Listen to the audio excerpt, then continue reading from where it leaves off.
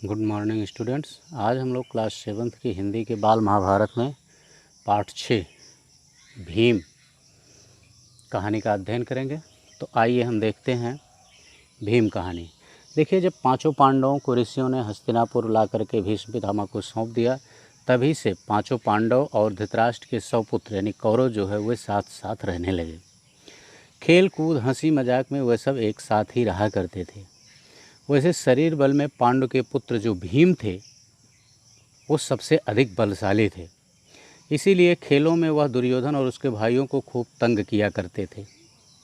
लेकिन भीम के मन में किसी प्रकार का वैर पांडवों के कौरवों के प्रति नहीं था, और वो बचपन के जोश के कारण, चूँकि उनके शरीर में अधिक शक्ति थी, इसलिए बचपन के जोश के कारण वह ऐसा करते थे। लेकिन फिर भी दुर्योधन और उसके भाइयों के मन में भीम के प्रति द्वेष भावना बढ़ने लगी थी। और इधर सभी बालक यानी कौरव और पांडव जो थे, इन दोनों ने कृपाचार्य से अस्त्र विद्या सीखी, और उसके बाद विद्या सीखने में भी पांडव जो थे वो कौरवों से अधिक तेज थे।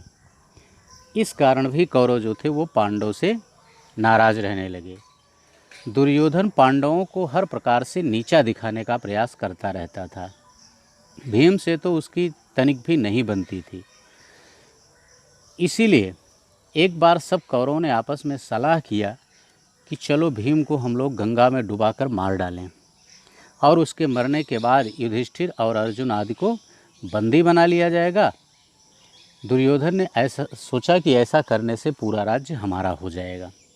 एक दिन दुर्योधन ने बड़ी धूमधाम से जल क्रीड़ा का प्रबंध किया और पांचों पांडवों को उसके लिए न्योता दिया कि हम चलिए गंगा में जल क्रीड़ा करते हैं। कौरव और पांडव बड़ी देर तक गंगा में खेलते और तैरते रहे। उसके बाद भोजन करके सब अपने अपने डेरे में जाकर सो गए। लेकिन दुर्योधन ने छल से भीम के भोजन में विष मिला दिया था। सब लोग चूँकि खूब खेले थे जमकर और तैरे थे, इसीलिए सब थक चुके थे और थक कर सो गए।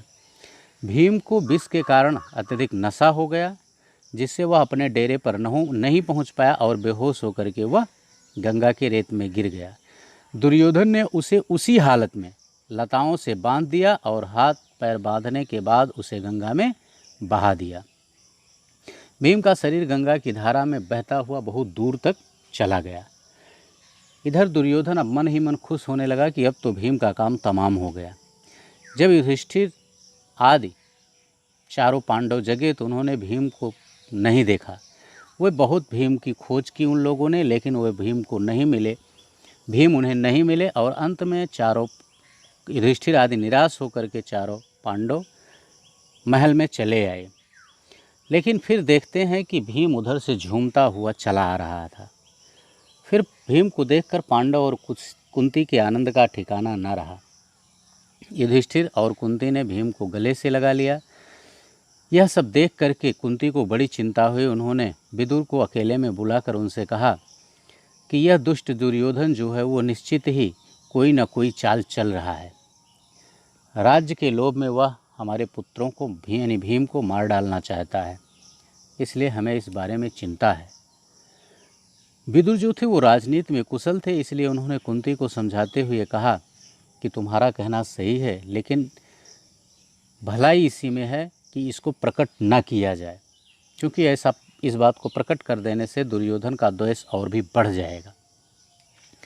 इस घटना से भीम भी बहुत क्रोधित हुए, लेकिन उन्हें भी समझाते हुए युधिष्ठिर ने कहा, भाई भीम, अभी उचित समय नहीं आया है, इसलिए हमें एक दूसरे की रक्षा करते हुए अपने आप को संभालना है, हमें एक दूसरे की रक्षा करनी है। और भीम के वापस आ जाने से दुर्योधन को भी बहुत आश्चर्य हुआ था, और वह हृदय ही हृदय और भी भीम से यानी पांडवों से जलने लगा। बस बच्चों, ये पाठ यहीं समाप्त होता है। अगला पाठ हम फिर आगे देखते हैं।